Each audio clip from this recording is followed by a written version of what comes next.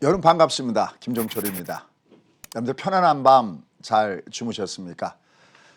항상 아침에 여러분과 이렇게 하는 이 자리가 저는 항상 매번 반복해도 설레입니다. 여러분들 아까 혹시 조금 아까 보셨나요? 우리 보통 제가 새끼 앵커 그러는데 오늘 첫 데뷔를 했습니다. 그래서 지금의 이 설레임을 항상 간직하라라는 말을 제가 드렸어요. 사람이 오랫동안 같은 일을 하다 보면 매너리즘에 빠지게 되고 그러다 보면 뜻하지 않게 뭐랄까요, 매번 하던 일인데도 불구하고 본인이 또 자기가 원하지 않았던 방향으로 또 실수를 하게 됩니다. 그러면 또 한번 자극이 되는 것이죠. 오늘 아침에도 여러분들이 이렇게 새벽잠을 쫓고 이 시간을 기다리신 여러분들과 함께 조금이나마 도움이 되기 위해서 제가 오늘 또 준비해 봤습니다. 항상 이 시간 사랑해 주셔서 진심으로 감사합니다. 그럼 한번 출발해 보도록 하겠습니다. 아까 그 설레임을 안고 가보도록 하겠습니다. 역시 지난주에 가장 핵심이 됐던 내용들이 여러 가지가 있었습니다. 종합은 계속 신고가, 코스피 같은 경우가 결국은 계속 신고가를 뚫고 위로 올라가고 있습니다. 이런 상태 속에서 한 가지 아쉬운 곳이 있다면 과연 종합주가가 위로 올라갈 때 우리 일반 개미 투자자분들, 뭐 동학개미다 요새 그렇게 칭하는데 투자자들의 계좌는 어떨까 이런 생각을 많이 합니다. 그래서 제가 항상 여러분께 우상향하는 거를 항상 찾아라라는 얘기를 합니다. 그러면 제가 한번 질문 한번 드려볼까요? 어떤 종목이 상승률이 100%가 올라간 주식이 있다고 칠게요. 어떤 주식은 한 20%가 올라간 주식이 있다고 칠게요. 그럼 여러분들은 어디다가 투자하고 싶습니까? 했을 땐 당연히 100% 올라간 주식에다가 투자하고 싶다 할 겁니다. 그런데 투자를 오랫동안 하다 보면 뭐 오랫동안 할 필요도 없죠. 어느 정도 경험이 있다 보면 그 다음에 조건이 필요합니다. 그래 100% 올라왔는데 지금은 어떤데요? 지금 보시면 고점 대비 얼마나 빠졌는데에 따라서 달라집니다. 한번 가만히 생각해 보십시오. 최근에 굉장히 강했던 종목군 중에서 무슨 종목이 있었습니다. 또 혹시 갖고 계신 분한테 누가 될까 봐 무슨 종목이 있었어요. 제약바이오섹터입니다. 어마어마하게 올라갔었습니다. 근데 위에서부터 주가가 밑으로 내려간 것이 속칭 반토막이 났습니다. 그러면 바닥에서 정확하게 사서 꼭지에서 정확하게 팔았다면 더블 나왔겠죠. 근데 그렇게 매매하지 못하잖아요. 중간에 들어가든지 아니면 보통 꼭지에서 들어가죠. 그러면 고점에서 산 사람들은 종합주가지수는 꾸준하게 신고가를 갱신하고 있다고 하는데 고점에서 물렸던 사람들은 오히려 수익률이 마이너스 50%라는 겁니다. 근데 반면에 20%가 올라간 종목은 지금도 그게 신고가야. 소위 거북이처럼 간 거죠. 우버처럼 간 거죠. 느리지만 천천히 꾸준하게 우상향돼서 얘는 지금도 20%야. 그럼 누가 돈을 벌었을까요? 그렇습니다. 바로 그 20%짜리가 수익을 주고 있는 겁니다. 여러분들 항상 내가 재테크를 할 때 나의 계좌를 한번 보십시오. 내가 만약에 지금 화려한 장에서도 돈을 벌지 못했다면 여러분들 어디다가 베팅한 거냐? 그렇습니다. 여러분들은 트레이딩주에다가 베팅한 겁니다. 저도 30년 가까이를 이 트레이딩주에다가 베팅을 많이 했습니다. 그래서 지난 2003년도에 그러니까 2001년도에 9.1 테러가 난 이후에 주가가 올라갔을 때 너무나 허망하다고 그랬습니다. 뭔가 열심히 하고 뭔가 잘한 것 같은데 계좌를 까보니까 정말 처참했었습니다. 그때부터 저는 찾기 시작했습니다. 무엇을? 가만 놔둬도 우상향할 수 있는 거. 우리가 이렇게 잠든 밤에도 알아서 올라갈 수 있는 것들은 무엇일까? 바로 그것이 미래 성장주였었고요. 저희가 최근에 이렇게 소개시켰던 종목군들 중에서 보면요. 나름대로 떼지는 종목이 많습니다. 뭐 6만전자 했던 삼성전자 같은 경우도 예를 보면 별로 그렇게 상승률도 크지 않죠. 한 뭐 20% 정도 상승했을 뿐입니다. 그런데 여기 들어간 분들은 다 수익입니다. 뭐 포스코가 그랬고 뭐 심지어 뭐 만도 같은 경우는 이건 행운이죠. 이런 것들은 정말 더블까지 위로 올라왔습니다. 뭐가 우상향할까? 항상 그것을 찾아줘야 됩니다. 그러던 차에 지난주에 잘 올라갔던 바로 셀트리온이나 헬스케어가 순간적으로 확 한번 내려갔었습니다. 그럼 과연 이들 종목군들은 어디에 속하는 걸까요? 여러분들은 과연 이런 내용들을 보고 어떤 것을 경험했을까요? 그래서 오늘은 여러분들이 아침 잠을 쫓고 기다리시는 여러분께 두 가지를 준비했습니다. 하나는 JP모건. 사실 JP모건뿐만이 아니라 많은 글로벌 투자 은행들이 저희 나라 주식을 저격할 때가 있습니다. 물론 뭐 매도 리포트가 나쁘다 그런 얘기가 아닙니다. 근데 너무 심한 어떤 오해를 살 만한 그런 내용들이 나와 있습니다. 과연 어떤 내용들이 나와 있는지요. 셀트리온과 그다음에 셀트리온 헬스케어를 저격을 했습니다. 과연 주가의 흐름은 어떻게 되고 내가 이걸 갖고 있는 분들은 어떻게 대응할 것인가, 이걸 한 섹터로 나눠봤고요. 자, 밑에다가 단어를 하나 달았습니다. 개미들이 뿔났습니다. 뭐 동학개미라는 말은 너무 흔하기 때문에 뿔난 개미들의 행동이 있었습니다. 자, 그런데 중요한 게요. 사실 여기보다 더 중요한 것은 앞으로 우리한테 두 번의 위기가 올 겁니다. 어떤 위기가 오냐고요? 자, 지금서부터 그 위기를 정말 기회로 잡는 두 번의 그 위기를 같이 한번 살펴보도록 하겠습니다. 자, 한번 가보도록 하겠습니다. 자, 일단 첫 번째. 셀트리온과 헬스케어를 보면 여기 중간에 보시면 주가가 큰 폭으로 하락한 것들이 보일 겁니다. 셀트리온이 지난 화요일 날이었었죠. 주가가 무려 마이너스 13%가 확 빠져내갔습니다. 셀트리온 헬스케어도 마이너스 16%가 하락했었습니다. 이유는 뭘까요? 그렇습니다. 바로 JP모건의 저격, 바로 이것이 있었습니다. 실제로 한번 볼까요?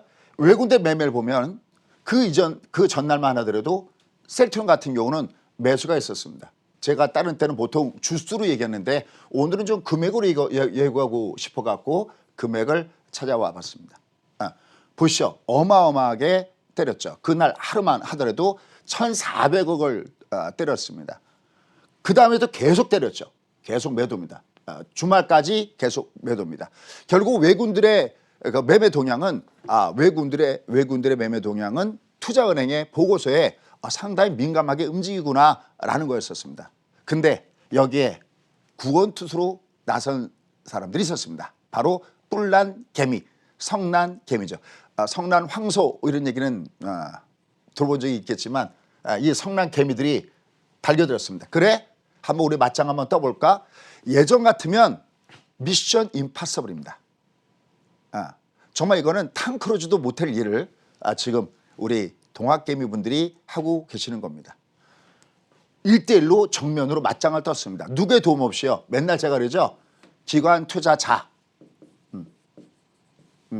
전혀 쓸데가 없는 이 기관. 이제 이게 바뀌었습니다. 어떻게 보면 여기가 개인이 여기가 기관으로 예전 같으면요. 여기가 기관으로 가야 되고 이게 개인으로 가야 되는 그런 판입니다.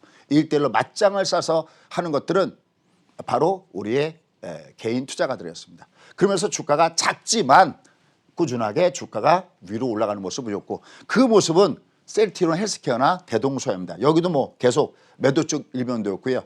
역시 여기는 여전히 개인 투자가들의 매수가 있었습니다. 자, 그러면 도대체 무슨 일이 있었을까요? 뭐 이미 여러분들 이 종목에 관심 있는 분들 또 이 종목을 갖고 있는 분들은 다 레포트를 찾아보셨겠지만 또 모르는 분들을 위해서 근데 이게 단순하게 여기에만 문제가 되는 게 아니거든요. 내가 갖고 있는 그 어떤 종목에도 영향을 줄 수가 있습니다. 앞으로 이렇게 외국인들의 매도 리포트가 나왔을 때 우리는 어떠한 자세로 대해야 될 것인가. 그렇다고 제가 어느 일방적으로 동학개미의 편을 들겠다 그런 얘기가 아니라 어떻게 해야 나한테 정말 중요한 것은 나의 재테크입니다. 내가 돈을 잃어버린다고 해서 나라에서 돈을 도와주는 것도 아니고 뭐 불이웃돕기 식으로 해서 도와주는 것도 절대 아닙니다. 최근에 강남 가보십시오. 그 아주 화려했던 그 1층 같은 경우에도 점포가 그냥 나와 있습니다. 그래서 주가는 어마어마하게 올라가고 있습니다. 오히려 이제는 부동산 자금까지도 채권 자금까지도 주시장에 들어오면서 그 어느 때보다도 주식의 전성시대가 오고 있습니다. 한때 증권맨이 신랑감 1위였다라는 말씀을 이렇게 드렸는데 바로 그런 시대가 계속해서 오고 있다는 거죠. 왜? 이제는 주식은 선택이 아니라 필수이기 때문에 그렇습니다. 주식은 이제 재테크에서 가장 중요한 첫 번째 자리를 차지하고 있습니다. 중국은 그렇지 않습니다. 중국 같은 경우에는 별로 저는 중국 주식을 별로 추천하지 않습니다. 요새 너튜브에 보면 많은 분들이 중국 해라 하는데 저는 중국은 추천하지 않습니다. 별로. 왜요? 걔네들은 그래프를 보면요. 걔네들은 우상향하지 않습니다. 재테크를 했을 때 중국은 주식의 상승률이 등수가 저쪽 바깥으로 들어가 있습니다. 중국에서 가장 높은 이 수익률을 주면서 올라갔던 재테크 수단은 뭐냐? 넘버원은 부동산입니다. 물론 우리도 부동산 쪽이 당연히 수익이 굉장히 큽니다. 하지만 그래도 우리의 그래프랑 중국의 그래프랑 장기 그래프를 놓고 보면 그래도 우리는 중간에 뭐 박스피드 뭐다 하는 것도 있었지만요. 그래도 우리는 우상향하는데요. 중국의 그래프는요. 줄넘기입니다. 즉 뭐냐면 맞춰야 먹는다는 거죠. 우리는 이것을 트레이딩이라고 합니다. 중국이 지금 나쁘다는 얘기를 하는 건 아닙니다. 혹시 또 갖고 계시면 오해하지 마십시오.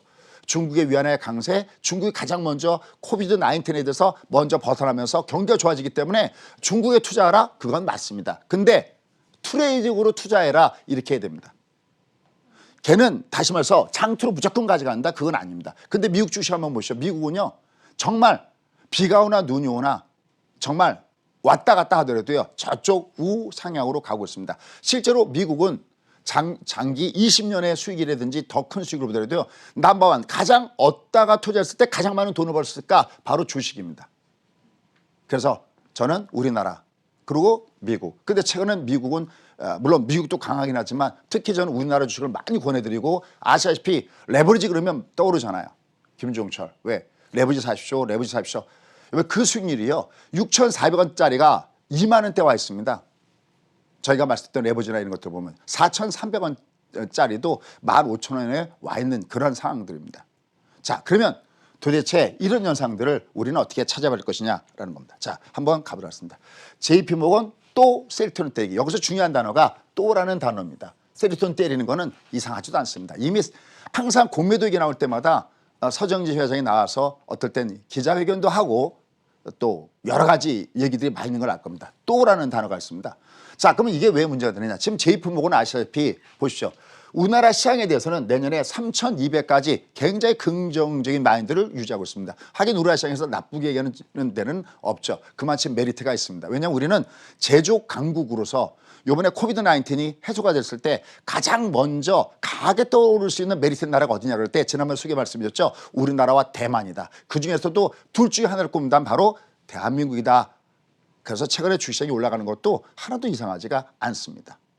자, 그런데 이렇게 우리나라 시장에서는 긍정적으로 보는 JP모건 뭐 내년에 영업이익 순이익이 어쩌고저쩌고 굉장히 질 거라고 보는 이런 부분입니다. 근데 중요한 게 있습니다. 그럼에도 불구하고 우리나라 시장에서 하지 말아야 될 두 종목을 꼽았는데 모두 두 종목은 아닙니다. 사실 이거보다 더 있습니다. 몇 가지가 더 있습니다. 그런데 그러면서도 유독 셀트리온과 그다음에 셀트리온 헬스케어에 대해서는 투자를 피해야 할 종목이다라고 했습니다. 뭐 여기까지는 괜찮습니다. 뭐 개인의 의견인가 보다. 뭐 너무 많이 올라서 그런가 보다. 근데 목표 단가가 아주 사람을 죽입니다. 현재 가격 대비 쉽게 얘기하면 목표 가격이 반토막 가격입니다. 여러분들 쉽게 해서 내가 주식 갖고 있는데 10만 원 주식이 얘가 목표 가격이 5만 원이다. 여러분들 어떻게 했습니까? 이게 아무리 그 레포트 내용이 맞는다 하더라도 정말 속칭 꼭지가 돌리기죠. 그렇다고 그게 또 맞느냐? 잘 맞추지도 못합니다. 여러분들 외국계 투자은행 아시죠? 한참 유가가 올라가면은 그죠? 위로 올라갈 때 얼마 간다 얼마 간다 그래놓고 또 밑으로 가면 또 얼마 간다 그러고 다 틀립니다. 그래서 전망은 이미 의미가 없다는 겁니다. 그런데 중요한 것은 팩트 갖고 해야 되잖아요. 팩트를 갖고 설명해야 설득력 있는 것이죠. 감정으로 대응해서는 안 되거든요. 그래서 한번 살펴봤습니다. 도대체 무슨 일들이 있었나. 여기 지금 보시면요. 여기 9월 9일 9월 달입니다. 9월 달에도 이미 목표 가격을 얼마로 제시했느냐. 19만 원, 7만 원으로 각각 제시했었습니다. 이때 가격은 무려 40%에 위치했었고요. 셀트리온도 주가의 30% 수준밖에는 되지 않았습니다. 당연히 이래 폭탄 나오니까 그날 두들겨 맞았죠. 왜? 그만큼 위력이 있는 거죠. 그죠? 그런데 이제 그 다음에도 보시죠. 여기도 말고요. JP모건 말고도 다른 쪽을 가만히 이렇게 한번 보십시오. 여기 골드만삭스요. 여기도 보시면 참 이상합니다. 왜 여기 이렇게 때려 나가는지도 모르겠는데 제일 만만해서 그럴까요?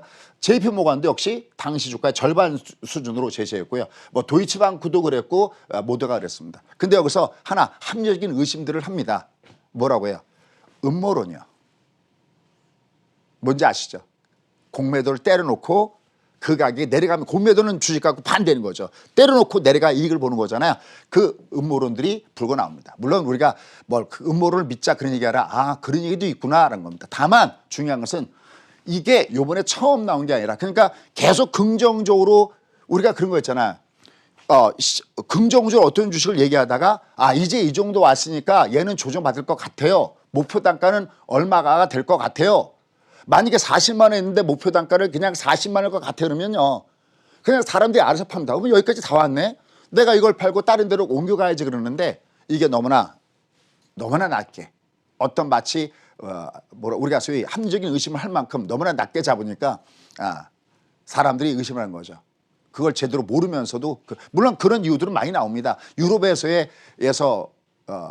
마켓 쉐어가 줄어들고 있다라든지 아니면 치료제에 대해서 정말 치료제가 나올까라든지 기타 등등 여러 가지 얘기들이 나오는데 그렇다고 치더라도 너무나 많이 낮게 잡으면서 이게 상당히 많이 화제거리가 되고 있다라는 겁니다. 근데 중요한 건 뭐냐면 자 보십시오.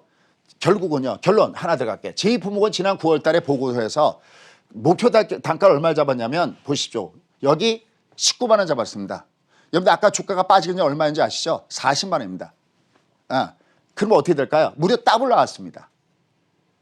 심지어 그래서 뭐냐면 야 외국 보고서가 나와서 주가가 급락할 땐 사야 돼 라고 얘기가 나올 정도라는 것도 보셔야 되겠습니다. 자 그럼 이제 우리가 지금서부터는 우리가 흥분하지 말고 다음 걸 또 보자고요. 야 그럼 이제 이게 셀트로만 그러나 아닙니다. 미국의 테슬라 유명하죠. 요새 제일 핫한 주식이기도 하죠. 이 테슬라가 하루에 7%나 끌어당긴 이런 JP모건의 보고서가 있었습니다. 그래서 보통 JP모건을 뭐냐면 월가의 최고의 비관론자다라고 많이 합니다. 성향을 좀 알아야 되겠죠. 그래서 실제로 제가 오늘 아침에는 뭐 일찍 나오느라고 확인을 못했습니다만서도 실제로 테슬라가 그날 6.9%가 주가가 빠졌고 그 다음 날은 반동을 줬었습니다. 여기 지금 보시면 이게 뭐냐면 테슬라가 이거 하나 참 테슬라 갖고 있는 분들은 보셔야 될 것이 있습니다. 21일이죠. 예전에 제가 여러분들 S&P에서 탈락됐을 때 주가가 9월 달에 급락해줬을 때 얘는 결국은 여기는 매수의 자리다. 길게 보면 어차피 S&P 500에 들어가야 될 자리고 앨런 머스크라는 사람에 투자하고 있다. 스페이스X라든지 스타링크라든지 정말 진리비하죠. 그래서 테슬라 약재는 오직 딱 하나밖에 없다고 그랬습니다. 뭘까요? 주가가 많이 올라간 거요? 아니요. 유상증자에? 아니요. 유상증자에도 주가 올라갔잖아요. 여기 테슬라 약재는 딱 하나밖에 없다. 그래서 뭐냐? 바로 일론 머스크의 그 사람의 건강 문제 딱 하나다. 그래서 얼마 전에 소위 코비드 19 얘기가 났을 때 바로 그런 얘기가 또 한 번 나온 겁니다. 거기는 CEO가 재산인 거죠. 그 외에는 악재가 없다는 겁니다. 그래서 주가가 여전히 위로 나가고 있습니다.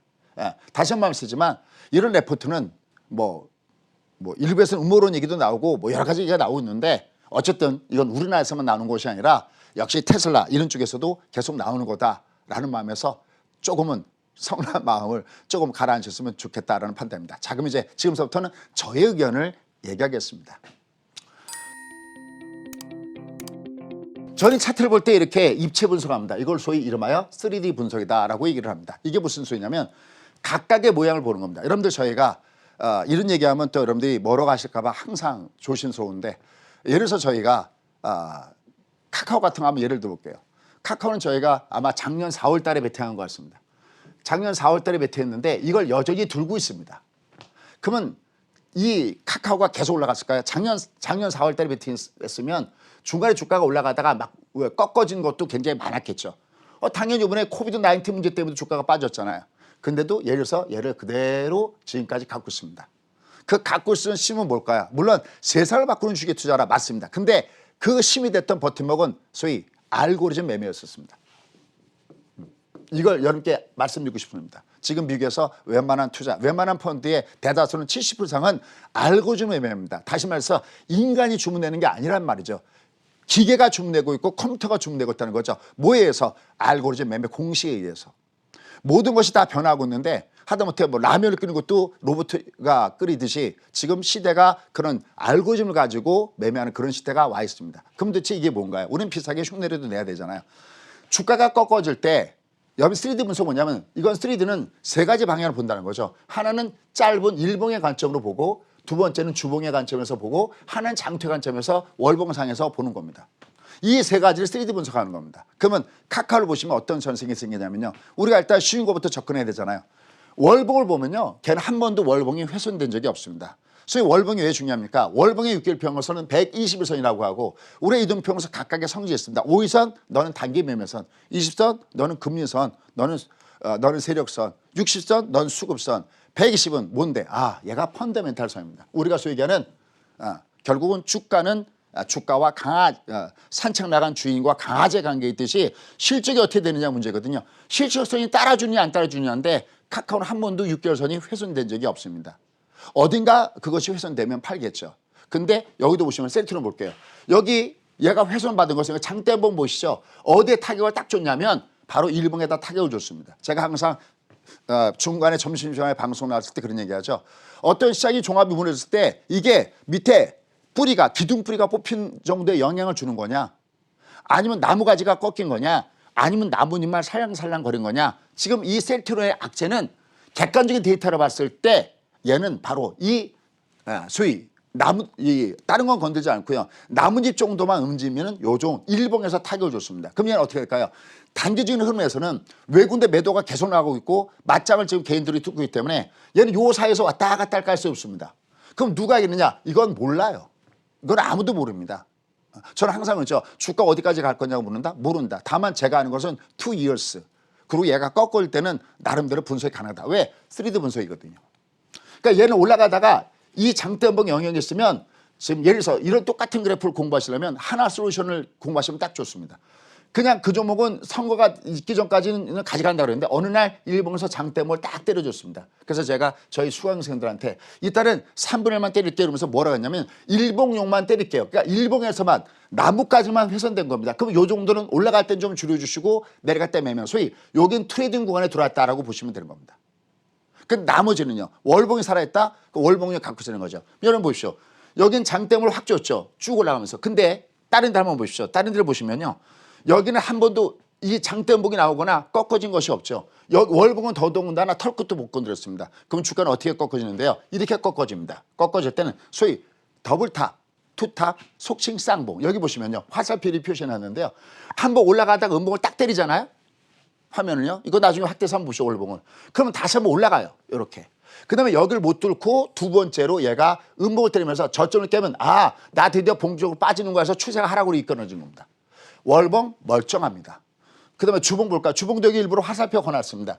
음봉 다음에 음봉 나는 거 보시죠. 이걸 더블탑 혹은 로우 캔들 낮아지고 있다는 거죠. 음봉이 낮아지는 로우 캔들 나왔을 때 얘는 무너지는 겁니다. 얘도 멀쩡하고 얘도 멀쩡합니다. 물론 어느 날 얘가 무너진다면 제가 일부러 종목에다가도 아마 여러분들 많이 질문하겠죠. 소위 이 종목 어떻게 하면 되겠습니까? 그러면 얘는 이 정도는 매도 때려야 된다라고 합니다. 그래서 저의 결론은 뭐냐면 월봉 멀쩡, 주봉 멀쩡. 그럼 내가 이미 갖고 있는 분들은 여전히 3분의 2 정도. 내가 정 떨리고 많이 먹었다 그러면 반 정도는 올라갈 때 조금 줄이는 건 괜찮겠습니다. 그러나 얘는 추세가 훼손된 건 절대 아니다라는 측면에서 이런 종목을 접근하시면 좋겠습니다. 모든 종목을 한번 이렇게 월봉, 주봉, 일봉 이렇게 보십시오. 그래야 내가 장투 갔을 때 그걸 먹을 수 있습니다.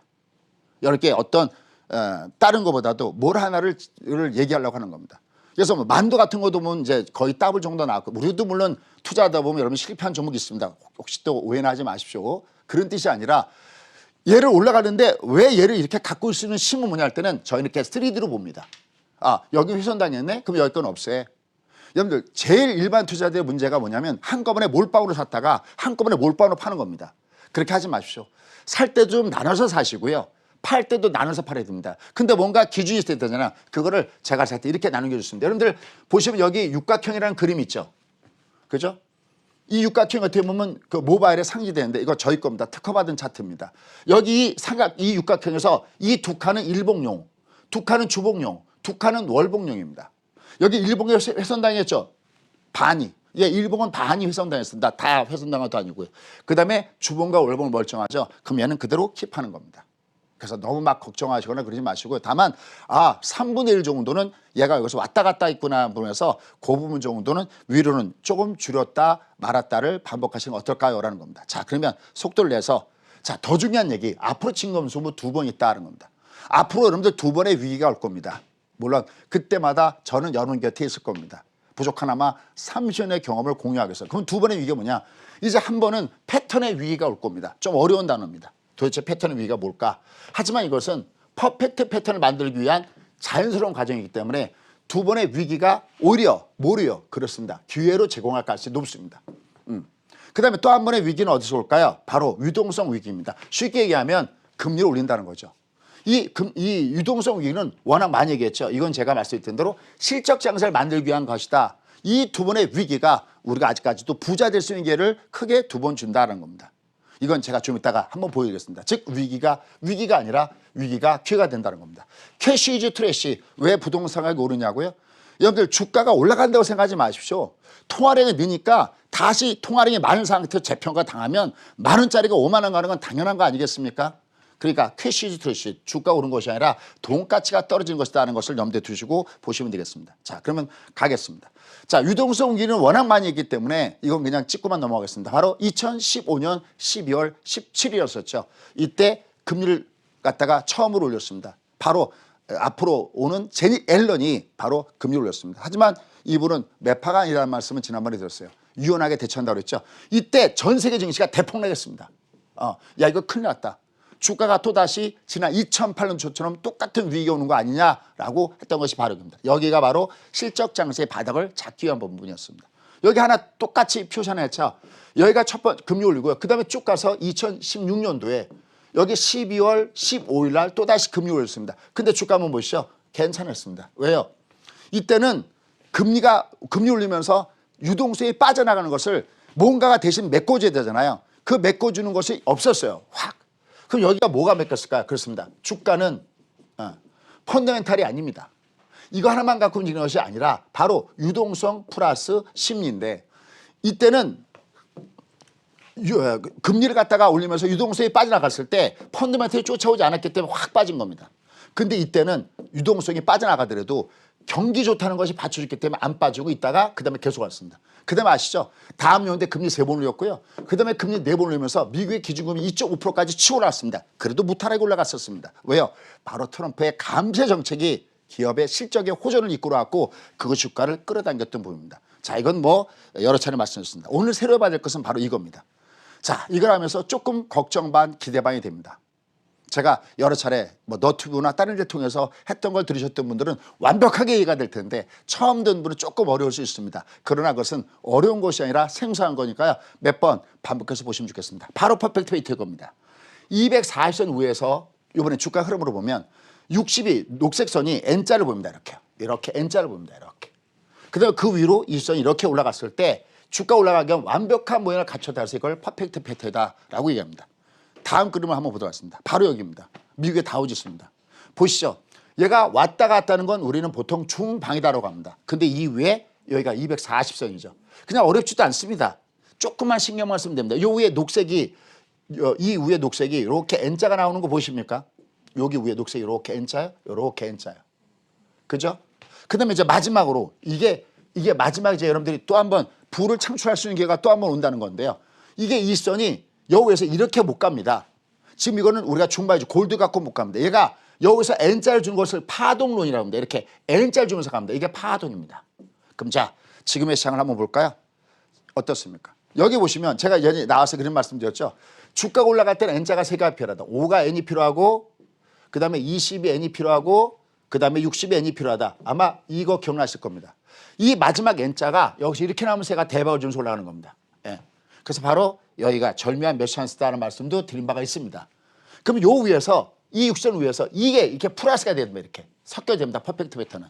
그럼 요 위에서 이 20이 어떻게 되면 이렇게 N자를 줘야 됩니다. 즉 죽었다 가야 삽니다. 지금 조정받는 얘기가 아닙니다. 이게 어딘가 올라가다가 올라갈 때 그냥 즐기십시오. 근데 이게 위에서 올라갈 때 옷을 쌍복을 주면 얘가 내려올 겁니다. 그때 도망가시면 안 된다는 겁니다. 주식이 위험하다고요? 이렇게 얘기할게요. 지금은요, 누차겠죠. 주식을 안 하는 것이 위험하지 주식을 하는 것이 위험하지 않습니다. 왜요? 지금은 제로금리라는 안전풀에서 우리는 놀고 있는 겁니다. 막 물에 빠졌다고 엎어엎어 그러지만 영화 장면에서 많이 보이죠. 발 디디면 일어선다는 겁니다. 그냥 이렇게 일어섰을 위치가 바로 제로금리의 위력이라는 것을 잊지 마십시오. 제가 다른 건 저도 많이 틀립니다. 하지만 종합은 여태 별로 틀린 적이 없습니다. 바로 그것이 빅픽처가 되어 있습니다. 디테일한 건 모르겠지만 빅픽처의 그림은 그렇습니다. 지난 3월부터 이렇게 밀어붙이는 이유가 여기 있고 여전히 2years로 외치는 이유도 거기 있습니다. 만약에 아까 셀트론처럼 얘가 두드맞는 어떤 그 모습인가 나온다면 여러분께 방송을 통해서 말씀을 드리고자 합니다. 자, 이 내용들은 이미 여러 차례 말씀드렸던 내용들입니다. 그럼 오늘은 어떤 그림으로 여러분과 함께 하느냐라는 겁니다. 오늘은 제가 이 그림으로 같이 하겠습니다. 뭐냐? HYG 이게 도대체 뭘까요? 바로 우리가 요새 같은 경우에 우리가 어떤 상황이 발생되냐면 요새는 돈을 가져가면서 나 이 돈 어디 좀 안전한데 좀 굴려줄 수 있어? 내 원금 안전해? 이렇게 얘기하지 않는다는 거예요. 요새 이렇게 얘기한다는 겁니다. 돈을 갖다 주면서 야 이거 조금 리스크가 있어도 좋으니까 좀 수익이 높은 거다가 할 수 없어? 바로 그겁니다. 이게 바로 뭐냐면 하이드 채권의 펀드입니다. 하이드 채권의 것은 트리플 B 이하 위험하다는 겁니다. 등급이. 근데 하나를 투자하면 그거 정말 잘못 들어가면 깡통 나올 수 있잖아요. 근데 한번 볼까요? 100개를 들어갔어요. 그중에 10개가 깡통이 나와도 90개가 고수익이면 수익이 크게 나오죠. 좀 넓혀볼까요? 이게 1000개, 2000개, 3000개라고 쳐보십시오. 일부가 거기서 문제가 일부 회사에서 문제가 생겨서 만약에 3000개 중에서 만약에 200개, 300개가 문제가 생겨도 2700개, 2900개가 좋아지면 그건 올라가죠. 바로 이것이 투기 등급인 이것이 이렇게 3월 달에 똑같이 바닥을 찍고 이렇게 올라오고 있다는 것을 염두에 둬야 됩니다. 하나만 더 하면서 이 시간을 마감하려고 합니다. 여러분들 어제 시장에서 가장 관심이 높았던 것은 미국 시장에서 다우가 올라갔니? 반도체가 올라갔니? 그게 아니었습니다. 노. 혹시 에어비앤비를 아십니까?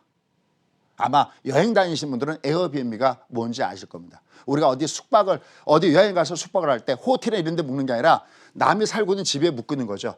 에어비앤비가 어떤 일이 생겼습니까? 회사에서 처음에 상장을 준비할 때 야 나는 얘는 한 44달러 아니면 한 50달러만 되면 정말 좋겠어. 회사에서 그렇게 받습니다. 기관들은 얼마를 받을까요? 기관들은 좀 더 받습니다. 수요의 측에서 한 55달러, 60달러 받습니다. 근데 놀랍게도 이게 공모가가 얼마가 되냐? 68달러가 됐습니다. 하나 더 놀랄 게 있습니다. 나 이거 40달러만 되면 좋겠어. 50달러만 되면 좋겠어. 기관, 야 이거 60달러면 됐어. 상장 시초가가 148달러입니다. 놀라지 않으세요? 안 놀랍습니까? 시총이 얼마? 1000억 달러. 우리나라 돈은 100조. 여러분들 시총이 1000억 달러면요. 에어비가 숙박업소잖아요. 우리나라의 유명한 외국계 호텔 힐튼 와 있죠. 그죠? 이런 힐튼이든지 아니면 저쪽 그 강남 터미널 보면 뭐가 있냐면 메리어트 호텔 있죠. 메리어트 호텔이나 힐튼 합한 것보다 에어비가 더 높다는 겁니다. 더군다나 지난 3, 4월 달에 바로 코로나19가 터졌을 때 야, 이 회사는 없어지는 거 아니야? 그랬던 그 회사가 무려 그냥 상장 시초가에 더블 나왔습니다.